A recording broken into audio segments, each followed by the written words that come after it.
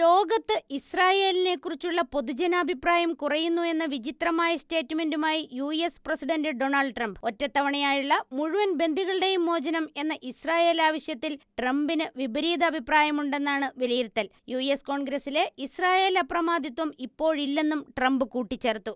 Daily കോളറിനോടുള്ള അഭിമുഖത്തിലാണ് Trump ഇസ്രായേലിനെക്കുറിച്ചുള്ള വിചിത്രമായ കാര്യങ്ങൾ വ്യക്തമാക്കി രംഗത്തു വന്നത്. ഇസ്രായേലിന് ഒരിക്കൽ US കോൺഗ്രസിൽ ഏറ്റവും ശക്തമായ ലോബി ഉണ്ടായിരുന്നുവെന്നും കമ്പനികളെയും രാജ്യങ്ങളെയും പോലും മറികടക്കുന്ന ശക്തിയായിരുന്നു അതെന്നും അന്നവർക്ക് കോൺഗ്രസിൽ മുഴുവൻ നിയന്ത്രണമായിരുന്നുവെന്നും എന്നാൽ ഇന്ന് അത് അല്ലാതായി എന്നും അതിൽ താൻ അതിശയിക്കുന്നതായും ട്രംപ് പറയുന്നു.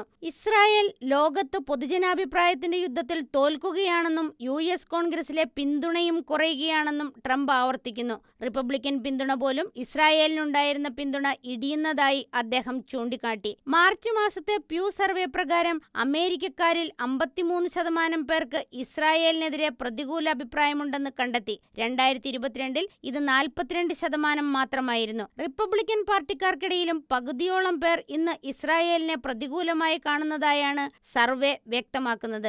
ഗാസയിലെ യുദ്ധം അവസാനിപ്പിക്കേണ്ടതുണ്ടെങ്കിലും അത് ഇസ്രായേലിന്റെ അന്താരാഷ്ട്ര പ്രതിച്ഛായയെ തകർത്തുകൊണ്ടിരിക്കുകയാണെന്നും ട്രംപ് പറഞ്ഞു. അവർക്ക് യുദ്ധത്തിൽ വിജയം ലഭിക്കാമെങ്കിലും ലോകത്തിന്റെ കണ്ണിൽ അവർ പരാജയപ്പെടുകയാണ്. ഒക്ടോബർ 7 സംഭവത്തെ ആളുകൾ മറന്നുകഴിഞ്ഞുവെന്നും ട്രംപ് കൂട്ടിച്ചേർത്തു. അതേസമയം ട്രംപിന്റെ പരാമർശത്തിനെതിരെ ഇസ്രായേൽ പ്രധാനമന്ത്രി ബെഞ്ചമിൻ നെതന്യാഹു രംഗത്തു വന്നു. ട്രംപ് ബന്ദികളുടെ മോചനത്തിൽ ഭാഗിക കരാർ അനുവദിക്കുന്നതിന് എതിർക്കുന്നുവെന്ന് ഇസ്രായേൽ പ്രധാനമന്ത്രി ബെഞ്ചമിൻ നെതന്യാഹു ആരോപിച്ചു. ഭാഗിക കരാറുകൾ മറക്കുക, പൂർണ്ണ ശക്തിയോടെ മുന്നോട്ടു പോകുക, ഹമാസിനെ പൂർണ്ണമായി തകർക്കുക എന്നതാണ് ട്രംപിന്റെ നിലപാടെന്ന് നെതന്യാഹു കൂട്ടിച്ചേർത്തു. അതേസമയം മുഴുവൻ ബന്ദികളെയും, അത് ജീവനോടെയുള്ളവരെയും കൊല്ലപ്പെട്ടവരെയും ഉൾപ്പെടെ ഒറ്റത്തവണയായി മോചിപ്പിക്കുന്ന ഒരു കരാറല്ലാതെ മറ്റൊരു കരാറിനും തങ്ങൾ ഒരുക്കമല്ല എന്ന ഇസ്രായേൽ പ്രധാനമന്ത്രിയുടെ നിലപാടിന് പിന്തുണയറിയിച്ച് നെതന്യാഹു മന്ത്രിസഭയിലെ മന്ത്രിമാർ രംഗത്തു വന്നു. നെതന്യാഹുവിന്റെ നിലപാട് ഉറച്ചതാണെന്നും ഭാഗിക കരാറിന് അദ്ദേഹം സമ്മതിക്കുന്നില്ല